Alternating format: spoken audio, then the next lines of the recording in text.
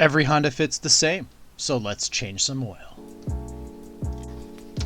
Hey, what's going on YouTube? Today we're going to be doing an oil change on a 2011 Honda Fit, so let's go! Quick note, I had a corrupted audio file, so I'm recording audio during editing. Alright, first things first, we're going to need to jack up this car. If you find the video helpful, be sure to give it a like.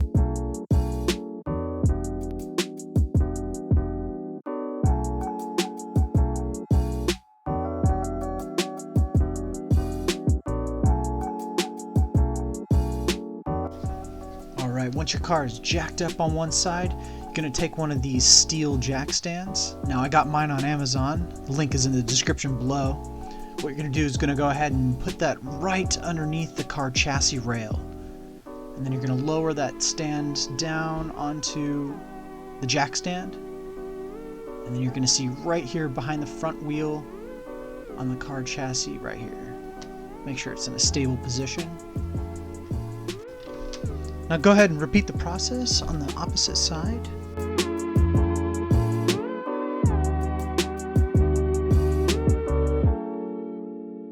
Placing the jack stand underneath the car chassis just as a fail-safe. Also be sure to put the little handle on the outside, as it will help when you lower your car. Bing, bang, boom! You're done. Just like that, your car is pumped up and ready. Seriously though, make sure that release lever is outward. I've made that mistake before, it sucks. Alright, so walking around to the front of the car, we're going to open up the hood. Now I've already unlocked the hood latch lock inside the car, so next is to locate on the left side of the H. That's going to be the hood latch lever. Now place your finger inside the gap and move towards the center. Now we're going to open up the hood completely and use the hood prop in the service position. Now that's further back than the normal position. It's going to be located here. That's going to open up your hood entirely. Alright, so located in the back left of the engine compartment, you're going to see the oil cap. Now right there on the cap, it's going to tell you exactly what type of oil that this engine requires. That's going to be 0W-20. Now the Honda Fit has a 1.5 liter in all of its trims. Every model of the Fit uses 0W-20 or 0W-16 specified on the oil cap. Now the oil chamber holds 3.5 quarts of full synthetic oil. Make sure to use an appropriate capture container to recycle your leftover used oil. Let's all do our part to save the planet. We should be conscious for our surroundings and reduce our eco-footprint. Alright, moving on. Located right behind the license plate is going to be your oil filter. And that's going to be attached to the engine. And there's going to be the plug right there. And the way you can recognize it is there's going to say engine oil. It's going to be spotted right there with a huge arrow pointed right at the nut that you're supposed to be twisting. So there's your filter. And there's the bolt. So what you're going to need is a 17 millimeter. Now I got a deep socket wrench because sometimes it's difficult to reach up in those tight areas, specifically on other cars. This one not so much, but deep ones usually do the trick. Next is my love, my muse, my flame, the torque wrench. Oh, this baby puts the butter on my bread. Invest in one to never have an issue with a bolt again. Link in the description below. Use the torque wrench or any wrench that you have to release the tension on the bolt, and then go ahead and manually do the rest of it by hand. Be sure to have your oil drip pan ready, as the oil will start flowing out of here shortly.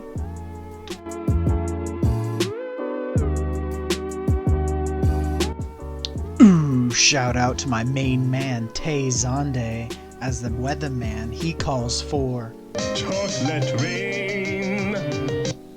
And we're just going to go ahead and let that drain all the way out. Look at that beautiful streamline. A couple drips here, but relatively clean. Satisfaction. I'm going to go ahead and clean off the bolt that holds in the oil as well. I want to make sure that all the residue is taken off of it. Makes it nice all clean.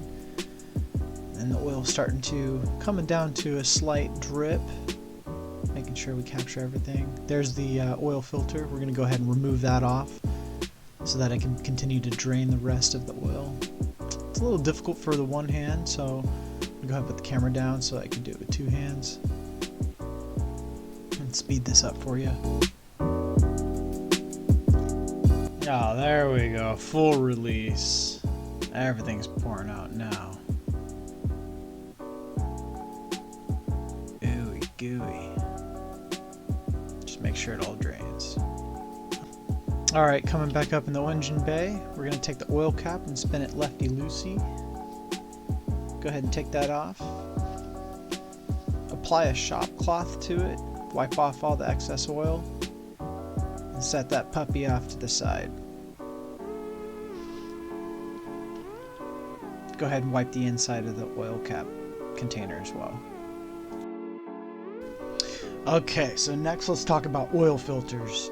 Now before, when I usually got OEM Honda filters, it was always a gamble with what I'd get.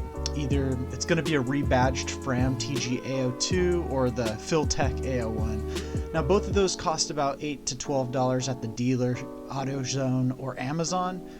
Now as far as Fram is, they're the most trusted brand for DIY car enthusiasts.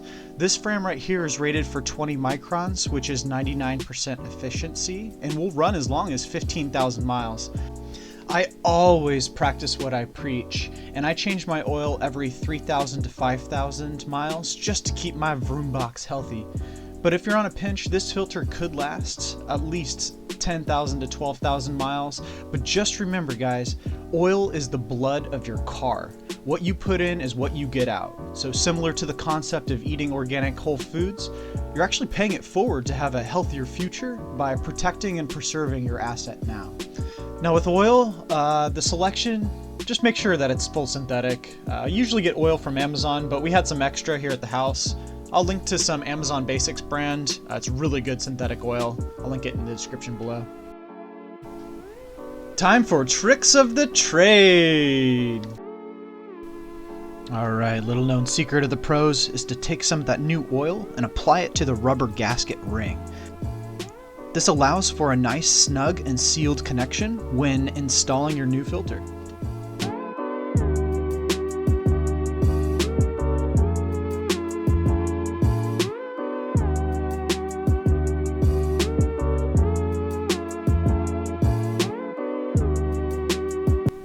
Be sure to tighten it down with two hands. I'm going to go ahead and put the camera down so that I can get a nice snug connection on there. Alright, now that it's nice and snug, we're going to go ahead and cap the engine oil. Put the bolt back in the slot there, screw it in with their hands. Go ahead and tighten the rest of it down with your hand. Next is my favorite part, give it a little torque. Torque! Alright, now we're coming back up into the engine bay. We're going to go ahead and remove all the oil off of the dipstick, just to get all that oil residue out of there. Don't want any of that old stuff. And we're going to grab our oil funnel, and we're going to put 3.5 quarts, so that should leave 1.5 left in the jug. It's important to not overfill or underfill, so just make sure that you put the appropriate amount in the engine that's correct, and stop if you have to, just to make sure that you're doing it properly.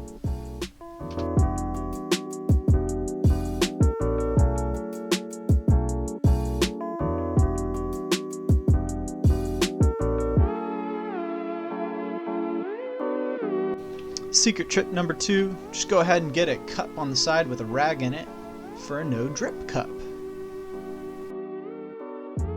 Alright, the last hole to plug is just going to be the top engine bay compartment. Go ahead and screw your oil cap back on. Looks good to me. Alright, now take a look underneath. Is there any oil leakage? Does it look good? Oh, look at that, it's sparkly, no drips anywhere. We did a good job. Alright, last step is going to be cleaning off your drain pan.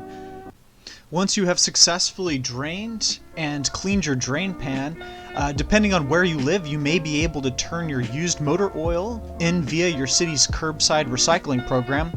If your city doesn't allow for this, be sure to go ahead and responsibly give it to a recycle center. If they do allow for this, please be sure to carefully research packaging requirements and protocol. Just never simply toss a container of used motor oil in your standard recycling bin.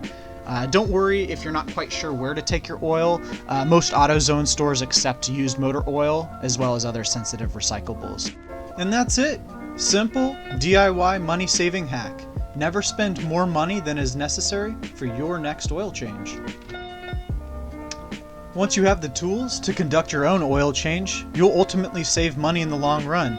The links are in the description box below.